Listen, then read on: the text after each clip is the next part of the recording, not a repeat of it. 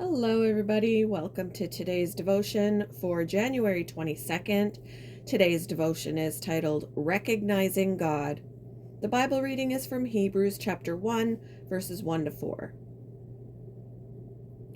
In the past, God spoke to our ancestors through the prophets at many times and in various ways, but in these last days he has spoken to us by his Son, whom he appointed heir of all things, and through whom also he made the universe. The Son is the radiance of God's glory and the exact representation of his being, sustaining all things by his powerful word.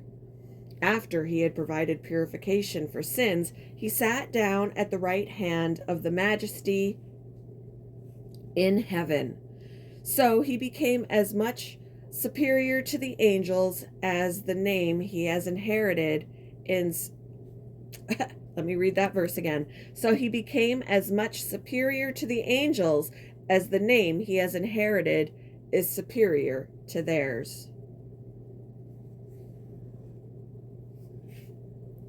I flew to India, a land I'd never visited, and arrived at the Bengaluru airport after midnight. Though there'd been a flurry of emails, I didn't know who was picking me up or where I should meet him. I followed the streaming mass of humanity in the baggage claim and customs, then out into the sticky night, where I tried to spot a pair of friendly eyes among the sea of faces. For an hour, I walked back and forth in front of the crowd, hoping someone would recognize me. A kind man finally approached. "Are you Win?" he asked. "I'm so sorry. I thought I'd recognize you, and you kept walking in front of me, but you didn't look how I expected." We regularly get confused and fail to recognize people or places we should know. God provides an unmistakable way of recognizing him, however. He arrived in our world as Jesus, who is the radiance of God's glory and the exact representation of his being. Christ is God's exact representation.